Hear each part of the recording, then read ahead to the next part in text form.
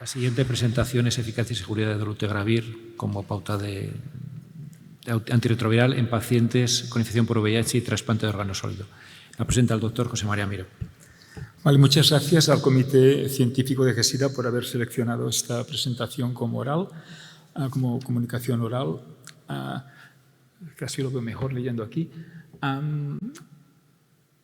Sí, en un estudio previo demostramos que dolutegravir en pacientes trasplantados no tenía interacciones farmacocinéticas relevantes con ácido micofenólico y con tacrolimus, pero hay muy poca información del uso de los nuevos inhibidores de la integrasa. La mayor parte de pacientes trasplantados de órgano sólido recibían raltegravir, que cambió todo el paradigma de las interacciones farmacocinéticas, pero hay muy pocas publicaciones con dolutegravir, bictegravir en esta población. La hipótesis es que cambiar de raltegravir a dolutegravir en la población trasplantada es más conveniente para el paciente, es una sola pastilla al día, manteniendo probablemente la eficacia y la tolerancia. Sin embargo, solamente hay un estudio publicado hasta ahora, que es un estudio retrospectivo de 10 trasplantados hepáticos que hubo un cambio a dolutegravir, pero al cabo de un año 5 de ellos volvieron al régimen inicial por efectos adversos. Por tanto, el objetivo de este ensayo clínico es valorar la eficacia y seguridad de dolutegravir con 2 análogos de nucleósidos en los pacientes con trasplante de órgano sólido infectados por el VIH. Es un ensayo clínico de una sola rama de pacientes consecutivos trasplantados de riñón, hígado o corazón infectados por el VIH en nuestra institución, que estaban estables con tratamiento con raltegravir previamente y que se cambiaron a dolutegravir y se siguieron durante un año, 48 semanas. Todos los pacientes tenían que estar con una carga viral indetectable durante más de 12 meses con raltegravir, con una pauta basada con raltegravir, y el dolutegravir se combinó con TDF o FTC o 3TC y abacavir.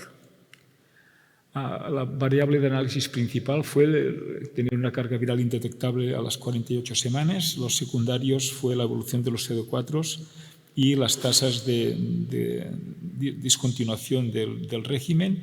Este es un ensayo clínico exploratorio que llevaba anidado un estudio de farmacocinética y que incluyó solo 20 pacientes y que ha estado financiado por VIF, que no ha tenido nada que ver con el diseño del estudio en el análisis de los resultados.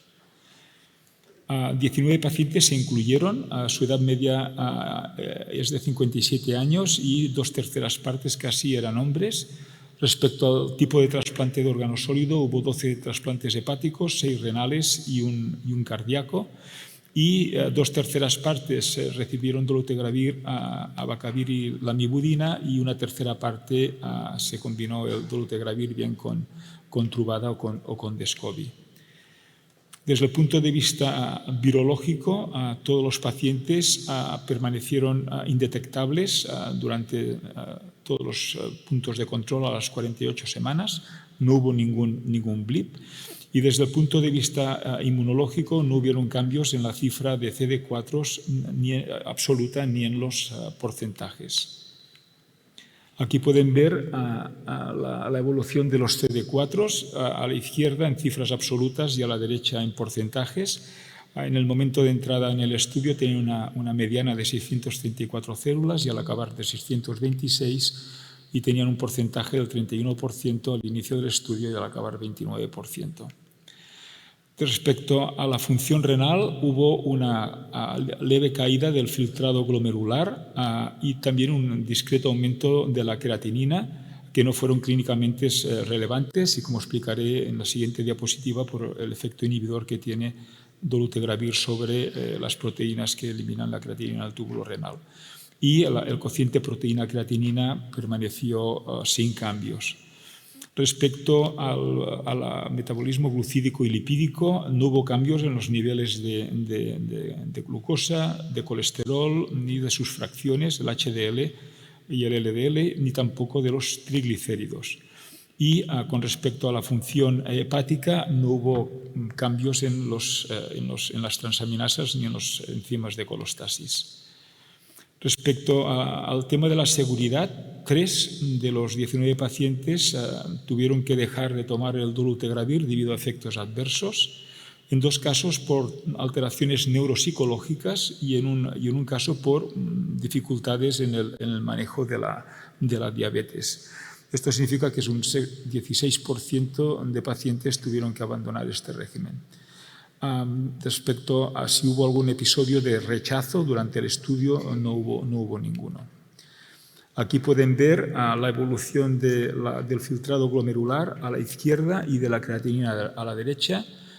El filtrado bajó de 68 a 62 mililitros por minuto a los 3 meses por este efecto inhibidor del OCT2 y del MAT1 del dolutegravir que interfiere el aclaramiento de creatinina.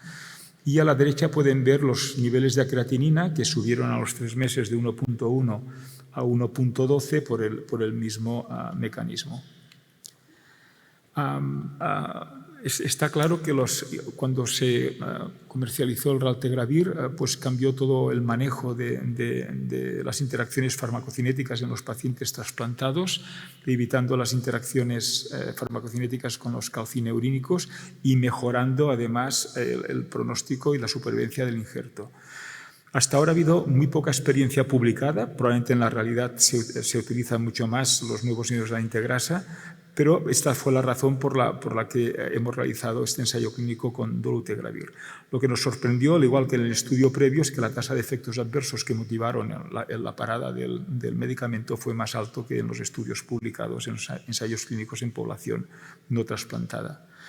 En el campo del tratamiento de la población trasplantada, pues serían interesantes tener más datos sobre los tratamientos 2D, dolutegravir lamivudina, por ejemplo, o dolutegravir rilpivirina, y también el papel del bictegravir en esta población. De hecho, nosotros tuvimos la ocasión preliminar de analizar el papel de DTG3TC con muy buenos resultados, y en Glasgow también se ha presentado una pequeña serie de pacientes con estudios farmacocinéticos de bictegravir que no fueron relevantes con respecto a los calcineurínicos. Y luego también hay alguna experiencia inicial con medicación long-acting. Nosotros presentamos aquí un póster y en Glasgow el grupo de Ana Moreno presentaron 5 casos tratados con cabotegravir y rilpivirina con muy buenos resultados. Este es el estudio farmacocinético que hicimos previamente. Como pueden ver, el área bajo la curva de tacrolimus y de micofenonato no se movió, aunque sí sorprendió que el área bajo la curva de ciclosporina bajó casi el 50%, aunque teníamos solo 2 pacientes y esto que habría que mirarlo en más casos. Y como conclusiones, el cambio de dolutegravir en estos pacientes que estaban con raltegravir fue eficaz, pero necesitamos más estudios para evaluar la seguridad de dolutegravir, porque la tasa de retiradas del estudio fue más alta de la esperado. Pues muchas gracias por su atención.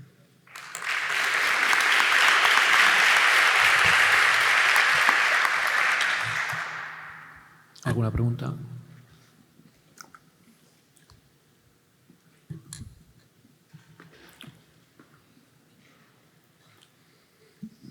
Gracias, José María, siempre aportando evidencias nuevas en esta población tan importante trasplantada. No me ha quedado claro una cosa, y lo digo por la relevancia que pueda tener en el resultado que más ha llamado la atención, que ha sido el tema de los efectos adversos. ¿Se respetaron los inhibidores de transcriptasa que tenía previamente el paciente, sí, o en el momento del cambio a dolutegravir, de raltegravir a dolutegravir, también se podía modificar? Lo digo por el papel que pudiera jugar el abacavir en alguno de estos efectos secundarios. En general, el único switching que hicimos es el raltegravir por dolutegravir, manteniendo siempre que podíamos los otros 2. En esos pacientes, en los 3 pacientes que tuvo que parar el dolutegravir, recibían la misma pauta de análogos de nucleósidos previos. Se podía atribuir Y aparecieron de forma bastante inmediata, es decir, en la fase del estudio farmacocinético, en las 2 primeras semanas, ¿no?, que teníamos niveles basales y repetirlos 2 semanas más tarde, eran 2 mujeres, además tuvieron pues trastornos del sueño, ansiedad y demás. A pesar de tratarlos, fueron importantes y decidieron salir del estudio porque era un efecto adverso que nunca habían tenido. Y el tercero, la retirada fue al cabo de 3 meses porque era muy difícil controlar al paciente diabético con insulina y publicimantes orales, pero al añadirle el dolutegravir es difícil de entender, el mecanismo plausible, pero era muy difícil de controlar la glicemia. Lo retiramos y con las pautas tanto de hipoglucemiantes orales más insulina volvió a controlar la diabetes. O sea, son 3 casos bien documentados. Y José María, a la luz de los resultados que habéis obtenido, ¿cuál es tu recomendación? Bueno, ¿Un paciente complejo, con mucha polimedicación? Nuestra idea es pasar a pautas. Bictegravir, me ha gustado ver este estudio francés, porque hasta ahora no había nada publicado ni en congresos y aparentemente no hay interacciones. Y con dolutegravir, pues nosotros hemos cambiado a muchísimos pacientes y ahora estamos haciendo el switching de triple a doble, que creo que además en esta población puede estar bastante justificado, porque además el abacavir puede incrementar el riesgo cardiovascular, que ya el trasplantado de por sí lo tiene más elevado, ¿no? Y por tanto, lo ideal serían pautas 2D basadas en dolutegravir, más que pautas triples, aunque el bictegravir podría ser otra opción. Luego, en algún caso, que ha sido, la medicación long-acting no tiene tampoco ni cabotegravir ni rilpivirina interacciones relevantes con los aunque no hay estudios farmacocinéticos, al menos si visitas la página web de Liverpool, no tienen interacciones relevantes. En el caso que nosotros tratamos y que tú conoces muy bien, los niveles de tacrolimus eran los mismos que como si fuera un paciente VIH negativo, y esta es otra opción que se podría considerar en algunos pacientes. La verdad es que no es por tema de adherencia, sino sería por un tema de comodidad. Y como toman tantas pastillas, tener 2 inyecciones cada 6 meses, algunos de estos pacientes lo están pidiendo. Muy bien. Pues muchísimas gracias. Muy bien.